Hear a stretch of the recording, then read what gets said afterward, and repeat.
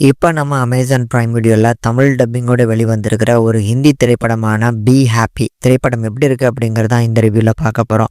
And இந்த படத்துல வந்து நம்ம அபிஷேக் பச்சன் அண்ட் நாசர்லாம் லீட் பண்ணி நடிச்சிருக்கிற ஒரு டான்ஸ் ட்ராமா அப்படின்னே சொல்லலாம். ஒரு சூப்பரான ட்ராமா. ஃபர்ஸ்ட் ஹாஃப் ஃபுல்லும் செம எனர்ஜெட்டிக்கா இருக்கு. செகண்ட் ஹாஃப்ல ஒரு சில இடங்கள்ல நல்ல எமோஷனலா கனெக்ட் பண்ணாங்க. கிளைமேக்ஸ் வழக்கமான இந்த ஏபிசிடி இந்த மாதிரியான படங்கள்ல வர மாதிரியே ஒரு எமோஷனலான ஒரு டான்ஸ் பர்ஃபார்மன்ஸ் பண்ணுவாங்க பாருங்க. அந்த இடத்துல சூப்பரா இருந்துச்சு. ஓவராலாவே ஒரு நல்ல படம்.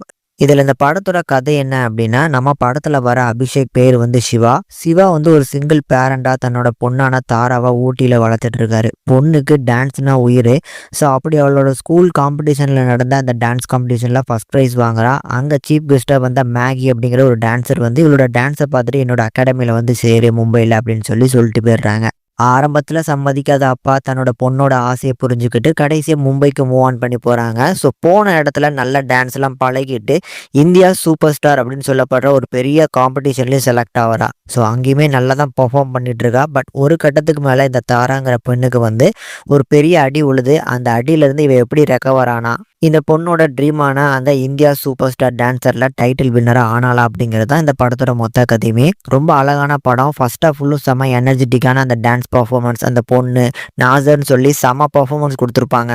படத்துல அபிஷேக் சர்மாவோட பர்ஃபார்மன்ஸை பொறுத்தளவுக்கு ஒரு இன்னசென்டான கொஞ்சம் வலி நிறைஞ்ச ஒரு ஆள் அப்படின்னு சொல்லலாம். தன்னோட ஒய்ஃபை பிரிஞ்சு இருக்கிறதுனால கொஞ்சம் மனசு உடஞ்சி இருக்கிற மாதிரி ஹாப்பியே இல்லாத ஒரு ஆளாக இருப்பாப்புல. ஆனால் செகண்ட் ஹாஃப்ல அந்த பொண்ணுக்காக எந்த மாதிரியான டிரான்ஸ்ஃபர்மேஷன்லாம் கொடுக்குறாரு.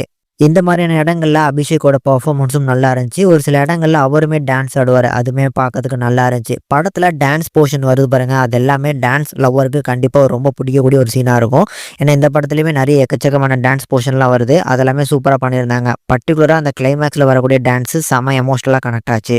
பட் இந்த படத்தோட ஒரு பெரிய பிரச்சனை அப்படின்னா படத்தோட மிடில் போர்ஷன் தான் கொஞ்சம் லேக் அடிக்குது. அண்ட் இந்த பெண்ணுக்கு நடக்கக்கூடிய ஒரு சில பிரச்சனைகள் வரும்னு சொன்னால அந்த பிரச்சனைகள் கொஞ்சம் லாஜிக்கலாக அடி வாங்குற மாதிரி இருக்கு.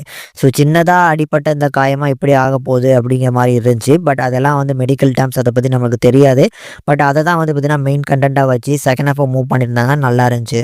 டெக்னிக்கலி சவுண்டான படம். ஸோ டான்ஸு பர்ஃபார்மன்ஸு அதில் வரக்கூடிய பேக்ரவுண்ட் ஸ்கோர் பிஜிஎம்ஸ் எல்லாமே அருமையாக போட்டிருந்தனால ஒரு கண்டிப்பாக ஒரு ஒன் டைம் ட்ரை பண்ணி பார்க்கலாம். தமிழ் டப்பிங்கை பொறுத்தளவுக்கும் நல்லா பண்ணியிருக்காங்க.